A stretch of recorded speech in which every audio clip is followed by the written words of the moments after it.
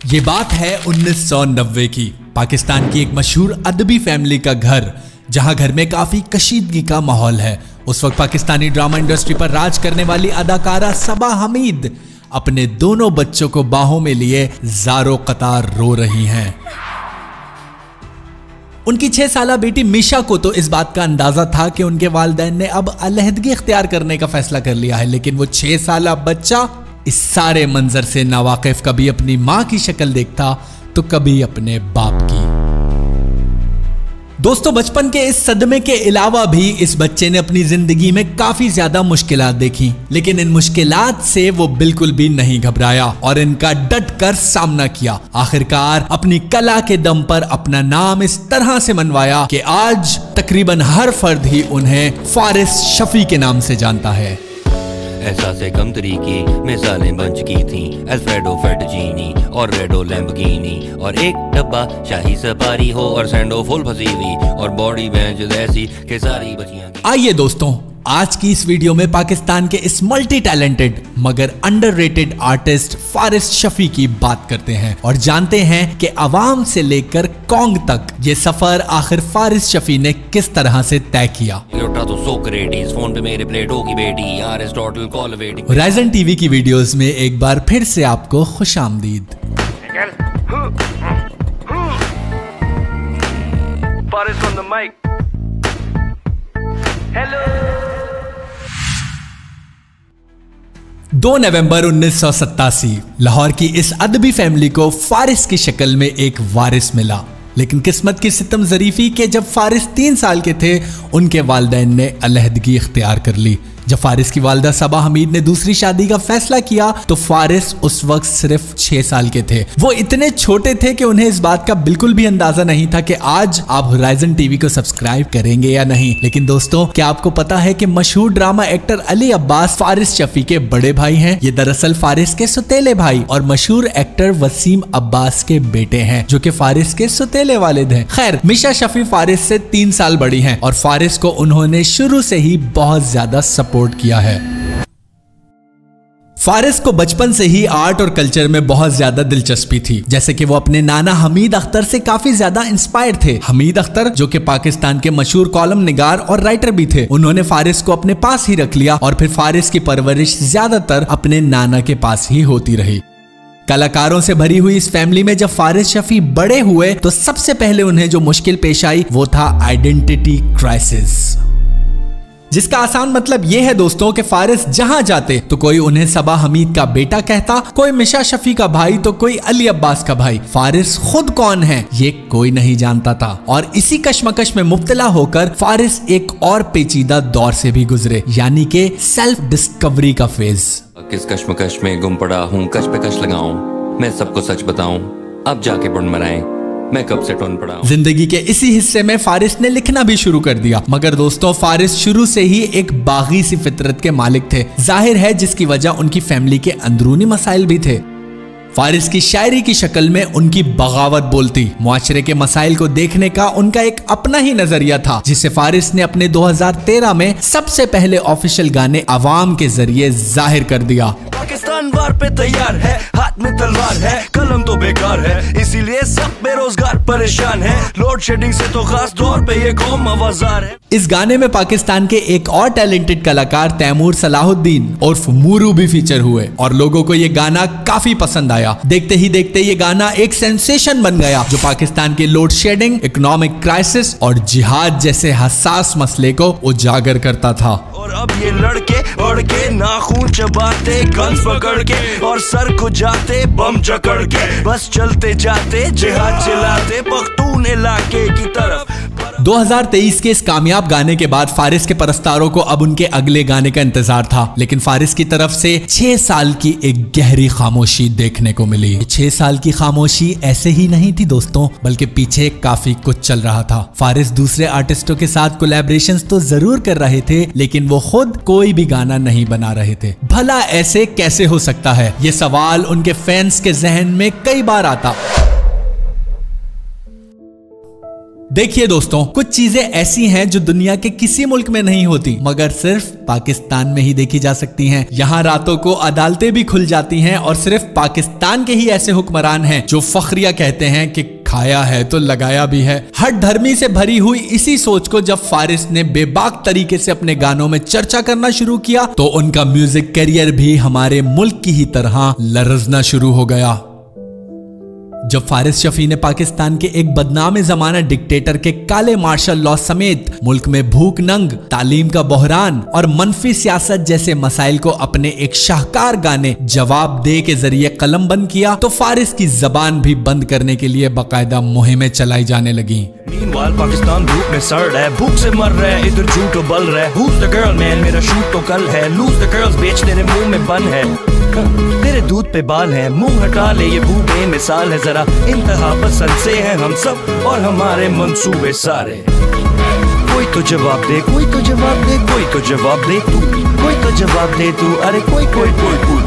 अगर आप इस डिक्टेटर के बारे में मजीद जानना चाहते हैं तो हमारी इस वीडियो को जरूर देखिए जिसका लिंक आपको डिस्क्रिप्शन में मिल जाएगा। दोस्तों, फारिस पहले से ही अपनी जिंदगी में काफी सख्तियां और आजमाइशें देख चुके थे। जैसे कि डॉन न्यूज़पेपर के द आइकन इंटरव्यू में फारिस बताते हैं कि उन पर एक वक्त ऐसा भी आया कि वो 3 कमरों के एक किराए के मकान में रहते थे। यही नहीं दोस्तों, बल्कि वो मजीद बताते हैं कि उस वक्त उनकी नानी, नाना और कुछ खालाएं भी उनके साथ ही रहती थी। कुल मिलाकर ये 9 अफराद इन तीनों कमरों में बड़ी मुश्किल से एडजस्ट करते थे और उस वक्त फारिस की वालदा सबा हमीद अपने काम की वजह से ज्यादातर घर से बाहर होती थी, जबकि उनकी परवरिश उनकी खालाओं और नानी नाना के जेरे साया हो रही थी। ये बिल्कुल वही दौर था दोस्तों जब फारिस बहुत ज्यादा तनाव महसूस करते थे और इसी दौर में उन्होंने हिप हॉप को भी डिस्कवर किया।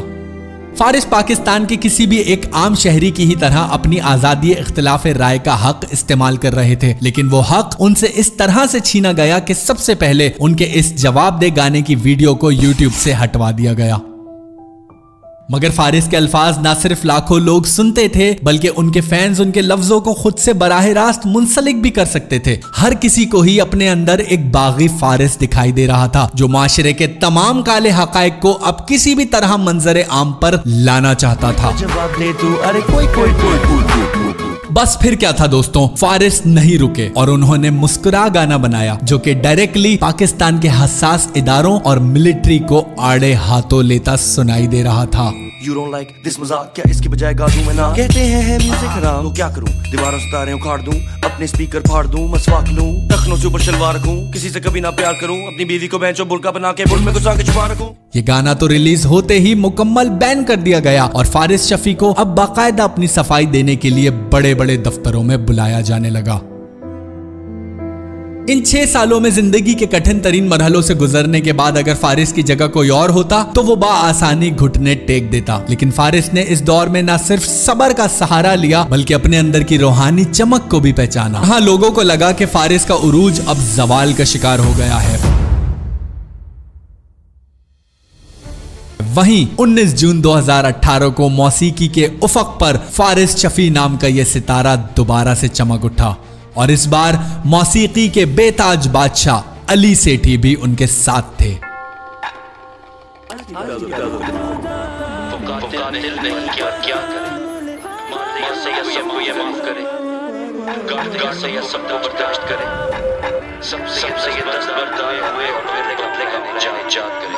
वास्ता एक और ऐसा गाना जो पाकिस्तान में ऑनर किलिंग, अगवा बराए तावान और मजहब के नाम पर होने वाली दहशतगर्दी की बेशुमार कहानियां फारिस के रैप की शक्ल में चीख चीख कर बयान कर रहा था। पार्किंग लॉट में इंतजार करे, सर में ये आपके सुराख करे और फिर ये डर के वहाँ से फरार हुए। इफ्तिखार मुझे तो पैनाडोल ला दे, सिनेगॉग में हम ये ब्लास्ट करेंगे, सिनेमास जाके हड़ताल करेंगे। I sit at home while I'm masturbating, 2 मुठ्ठे मार के मैं 100 फुट के फासले पे चौड़ होते 2 बुढ़े बाबों से लड़ पड़ा। कहते हैं क्यों लिखा तूने ये मुस्कुरा, मैंने कहा आप सब मुनाफिक हैं, बुंड मरा। दोस्तों, जहाँ यंगस्टर्स के तलहा अंजुम मौसीकी में भी मुस्तकिल मिजाजी की बात करते हैं, वहीं फारिस के म्यूजिक करियर में हमें मिकदार से ज्यादा मयार की मिसाल साफ देखने को मिलती है। वैसे हमने वारिस की लाइफ जर्नी पर भी एक डेडिकेटेड वीडियो बनाई है, जिसका लिंक आपको डिस्क्रिप्शन में दूसरे नंबर पर मिल जाएगा और आपको ये वीडियो भी जरूर देखनी चाहिए। तो दोस्तों, फारिस के सोलो ट्रैक्स की बात की जाए तो वो कभी साल में तो कभी 2 साल में एक गाना बनाते हैं, मगर मजेदार बात यह है कि फारिस ने कभी भी अपने फैंस को मायूस नहीं किया। भले ही 2 साल के बाद रिलीज हुआ हो, लेकिन उनका नजर गाना एक और ऐसा ट्रैक है जिसे हर कोई खुद से बाआसानी जोड़ सकता है। कहीं नजर न लग जाए सच में,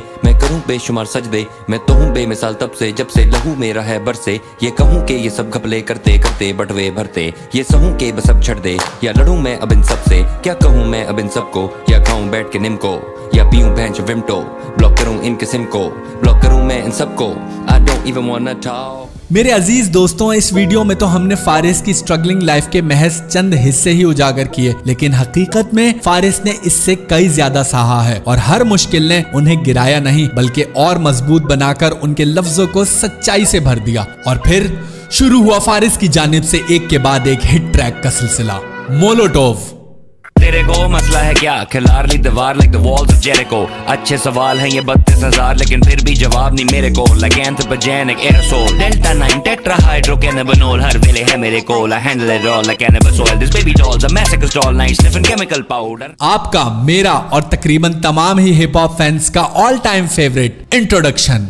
And you know what I'm thinking, मैं सोच रहा हूँ कि ऐसा से कम तरीकी मिसालें बन चुकी थी। अल्फ्रेडो फेटजीनी और रेडो लैम्बोर्गिनी, और एक डब्बा शाही सफारी हो और सैंडो फुल पसीवी, और बॉडी भैंस ऐसी कि सारी बचियां गीली। और फिर विटामिन डी का ये सिलसिला यूं ही चलता रहा। मुझे माइक ला के दे, तेरी ऐसी की तैसी, तेरी वैसी कैपेसिटी कम है, मैं हूँ मेल की गैलेक्सी।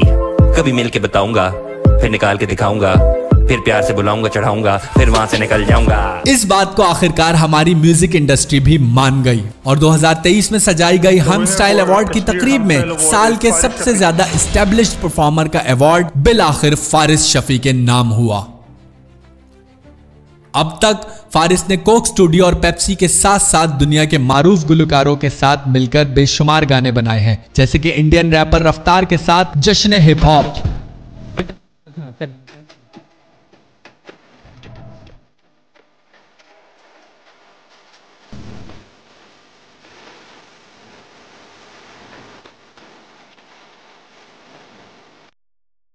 कराकोरम और तलहा अंजुम के साथ ये दुनिया,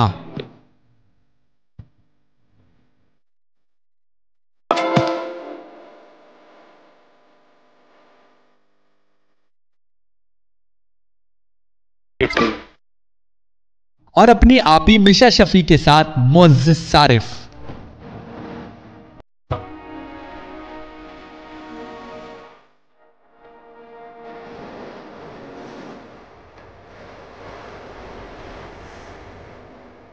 यहां मेरा ये पूछना बनता है दोस्तों कि फारिस शफी का कौन सा ट्रैक आपको सबसे ज्यादा पसंद है। अगर मेरी पसंद जानना चाहते हैं तो मैंने भी अपनी सेल्फ डिस्कवरी के दौर में फारिस शफी का नजर गाना कई बार सुना है, जो मेरा फेवरेट है। आप अपना जवाब कमेंट सेक्शन में जरूर बताएं। फारिस की जिंदगी वाकई में न सिर्फ एक गुलकार बल्कि एक आम इंसान के लिए भी हार ना मानना और बस चलते ही जाना की एक जबरदस्त मिसाल है। कलाकारों के खानदान में पैदा होने के बावजूद भी फारिस शफी पाकिस्तान के उन चंद कलाकारों में से एक हैं जिन्होंने अपनी खुद की पहचान बनाने के लिए अपनी जान की बाजी लगा दी और लफ्जों के मोतियों को तनकीद की एक ऐसी लड़ी में पिरो दिया कि सुनने वाले हंसते हंसते काफी कुछ सीख गए।